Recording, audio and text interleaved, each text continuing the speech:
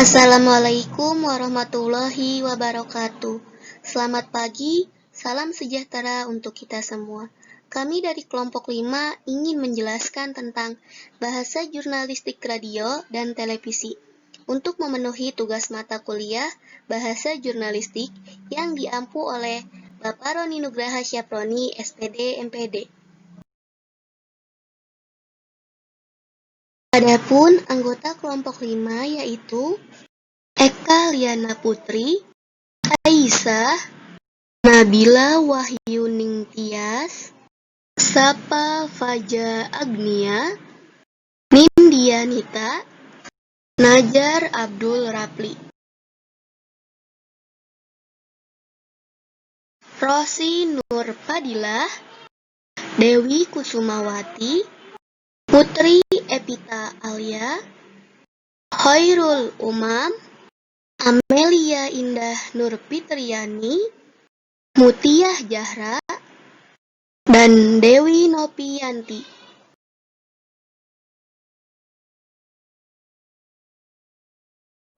Karakteristik bahasa jurnalistik radio yang pertama, kata-kata sederhana. Penyiar harus menggunakan kalimat yang sederhana, artinya tidak mencampur adukan kata-kata asing atau kurang dikenal oleh pendengar secara umum. Sehingga pendengar tidak bingung dengan apa yang diucapkan karena menggunakan kalimat yang sederhana dan mudah dimengerti. Bahasa jurnalistik sedapat-dapatnya memilih kalimat tunggal dan sederhana, bukan kalimat majemuk yang panjang, rumit, dan kompleks. Kalimat yang efektif, praktis, sederhana, pemakaian kalimatnya tidak berlebihan pengungkapannya. Baik, di sini saya akan menjelaskan mengenai kalimat-kalimat ringkas. Penggunaan kalimat-kalimat ringkas dalam bahasa jurnalistik radio akan membuat para pendengar jauh lebih tertarik untuk mendengarkan, karena penyampaiannya yang tidak bertele-tele. Sebab penyampaian radio dibatasi waktu dan daya tangkap telinga sangat terbatas, maka kalimat-kalimat panjang dalam bahasa jurnalistik radio harus disajikan secara ringkas. Kalimat-kalimat panjang tidak boleh muncul dalam bahasa jurnalistik radio. Kalaupun naskah asli terdiri atas kalimat-kalimat panjang, maka naskah tersebut harus diedit dan ditulis kembali disesuaikan dengan kaidah penulisan bahasa radio. Menyampaikan informasi melalui media radio menggunakan kalimat-kalimat singkat adalah sebuah keharusan, karena dalam penyampaian bahasa jurnalistik radio memiliki keterbatasan dalam media yang ditampilkan pada masyarakat. Selanjutnya akan dijelaskan oleh teman saya.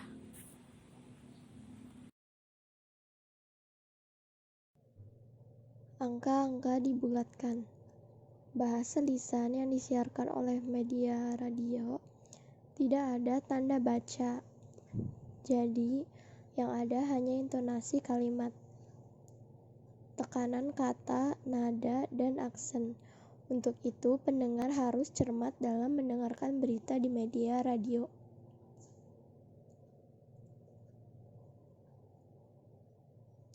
Penggunaan angka terperinci akan membuat pendengar merasa bingung dan ditakutkan tidak memahami berita yang sedang disampaikan.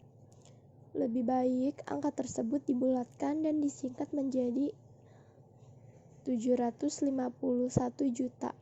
Ini akan memudahkan untuk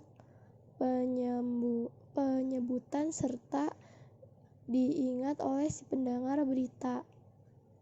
Dengan angka-angka yang dibulatkan serta disingkat ini, si pendengar akan mudah untuk memahami serta mencerna inti berita yang disiarkan dari media radio tersebut. Angka-angka dalam penyampaian berita di media radio sangat penting untuk dibulatkan dan disingkat. Ketika penyampaian angka yang dilakukan secara terperinci, maka akan membuat penyebutannya menjadi lebih sulit, karena berita yang disampaikan media radio ini menggunakan kata-kata yang mudah untuk dimengerti pendengar.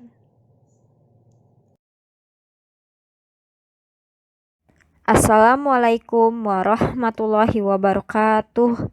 Saya Safa Faja Agnia Di sini saya sebagai pemateri keempat membahas mengenai susunan kalimat rapi. Susunan kalimat dalam siaran radio yang menggambarkan bahasa jurnalistik ialah rapi. Rapi dalam jurnalistik radio ini berarti sistematis, berurutan, beraturan, tidak melompat-lompat dari suatu bahasa ke bahasa yang lainnya. Rapih pun dapat diartikan yaitu sebagai menggunakan kata-kata yang tepat mengenai suatu yang dituju. Kata-katanya terpilih. Kata-kata yang dapat mampu menyentuh hati untuk orang banyak yang menjadi pendengar. Tidak jarang penyiar terkadang harus dapat memberikan improvisasi pada saat siaran. Maka itu sebisa mungkin improvisasi yang digunakan penyiar harus tetap pada kaidah dan prinsip bahasa jurnalistik radio. Hal-hal yang perlu diperhatikan dalam penulisan naskah siaran radio seperti kesadaran bahwa naskah yang ditulis penulis akan dibacakan penyiar dan harus terdengar seolah-olah penyiar tidak sedang membaca naskah, tetapi berbicara kepada pendengarnya.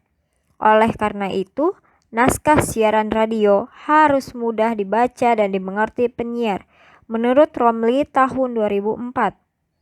Untuk menulis naskah siaran radio yang baik, perlu memperhatikan 3 hal utama, yaitu 1.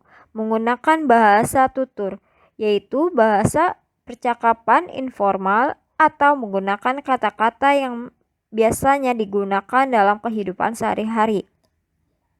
Kedua, keep it simple and short, yang artinya menggunakan kalimat yang sederhana dan singkat agar mudah dipahami oleh pendengar. Yang ketiga, easy listening formula, yang artinya menggunakan rumus yang enak didengar dengan menyusun suatu kalimat yang enak didengar dan mudah dimengerti pada pendengaran pertama. Naskah siaran radio seharusnya sekali ucap langsung dimengerti. Sekian dan terima kasih. Mohon maaf bila ada kata-kata yang kurang terkenan. Wassalamualaikum warahmatullahi wabarakatuh.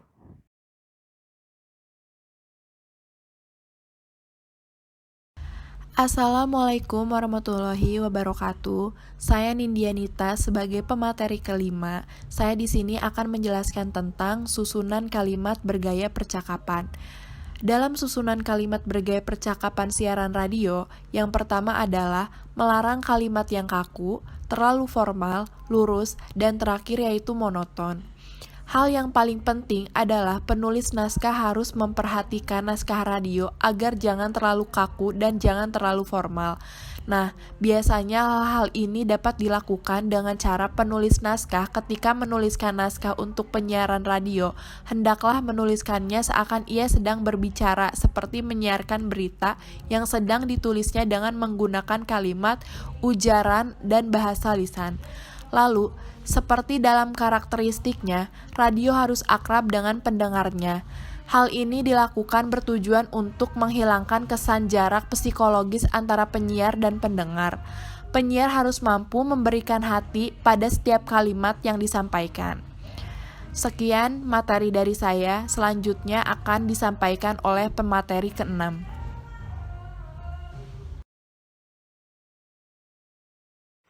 Baik, di sini saya Nazir Abdul Rafli akan melanjutkan materi mengenai kata umum dan lazim dipakai.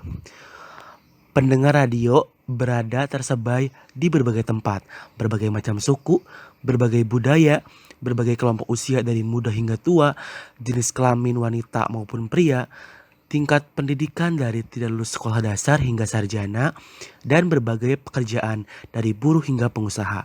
Saat berbicara, hindarilah penggunaan kata-kata yang asing atau aneh-aneh untuk menghindari maksud yang ditangkap oleh pendengar agar tidak ambigu atau memiliki makna yang banyak. Kata-kata yang diucapkan oleh penyiar diharuskan untuk dapat dimengerti dan dipahami oleh seluruh kalangan masyarakat, karena radio sendiri memiliki sifat non-visual, yang artinya hanya suara yang disiarkan yang dapat menjadi satu-satunya sumber ilmu atau informasi yang akan ditangkap atau diserap oleh para pendengar. Oleh karena itu, saat proses penulisan naskah penyiaran diharuskan untuk memakai gaya bahasa sehari-hari yang memang mudah untuk dimengerti. Terima kasih. Selanjutnya akan dilanjutkan oleh pemateri selanjutnya.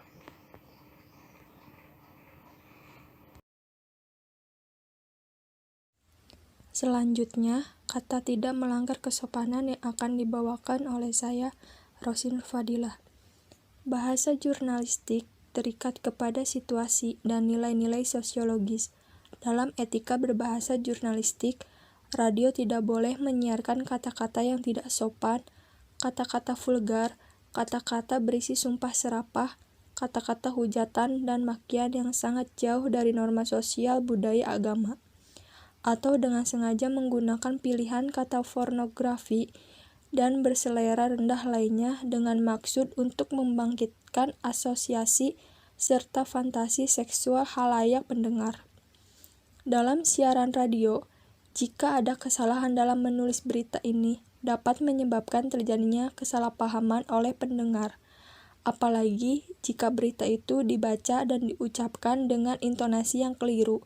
Dalam bahasa berita, untuk media radio bentuk piramida terbalik ini harus dihindarkan, karena jika bahasa tulis dalam surat kabar bisa diulang-ulang membacanya, tetapi bahasa lisan dalam siaran radio tidak bisa diulang-ulang mendengarkannya.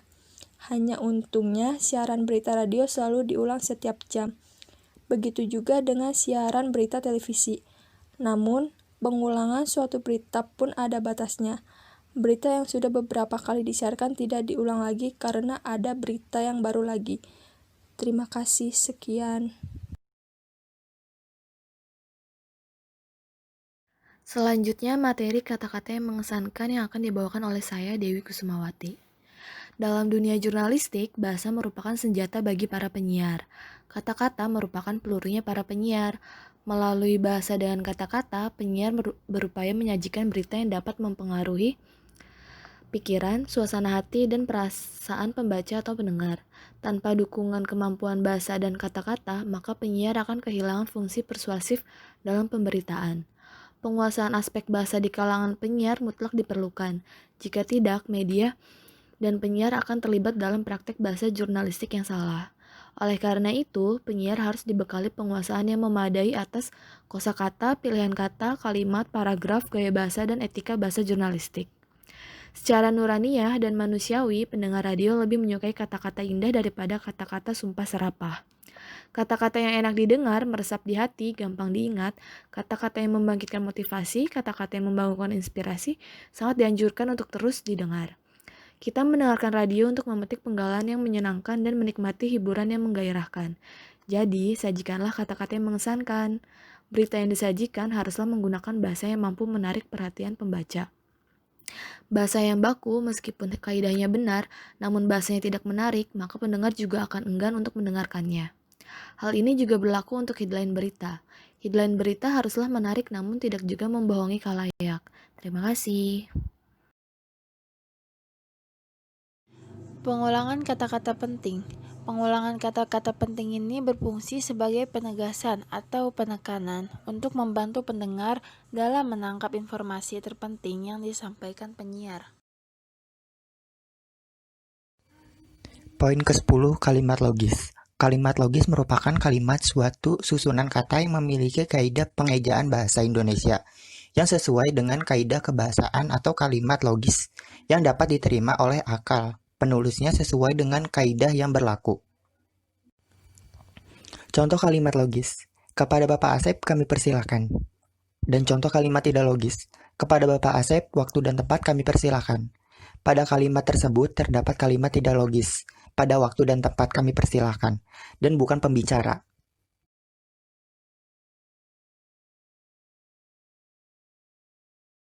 Assalamualaikum warahmatullahi wabarakatuh. Di sini saya akan membahas mengenai bahasa jurnalistik televisi. Bahasa jurnalistik televisi, karakteristik bahasa jurnalistik yang dikemukakan oleh para pakar jurnalistik di atas relatif sama. Bahasa berita televisi menurut Suwardi Idris tahun 1978 ialah memberi pedoman bahwa berita televisi hendaknya sederhana, menggunakan kalimat pendek langsung kepada sasaran, menghindari pemakaian kalimat terbaik, mengusahakan sepadat mungkin agar subjek dan predikat berdekatan letaknya, memberi penjelasan secukupnya, dan mengubah kalimat panjang menjadi kalimat pendek agar mudah ketika disajikan.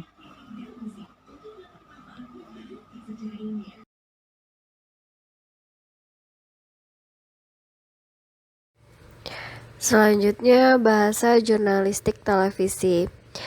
Bahasa jurnalistik televisi memiliki 5 karakteristik, yaitu publisitas, universalitas, periodisitas, kontinuitas, dan aktualitas. Baik, di sini saya akan menjelaskan tentang kelebihan dan kekurangan dari media televisi. Setiap media pasti memiliki kekurangan dan kelebihan tersendiri dalam memberikan informasi kepada audiensnya. Adapun kelebihan dari media televisi yaitu dapat dinikmati oleh siapa saja, dapat menjangkau daerah yang luas, waktu siarannya sudah tertentu, dan memiliki daya penyampaian atau pengaruh yang kuat karena dapat memberikan kombinasi antara suara dengan gambar. Adapun kekurangan dari media televisi yaitu biaya relatif tinggi, hanya dinikmati sebentar, tidak semua tempat dapat dijangkau gelombang penyiaran televisi, dan tidak semua orang memiliki pesawat televisi, melihat harganya yang relatif mahal. Sekian, terima kasih penjelasan dari kelompok 5. Kurang lebihnya mohon maaf, semoga bermanfaat. Wassalamualaikum warahmatullahi wabarakatuh.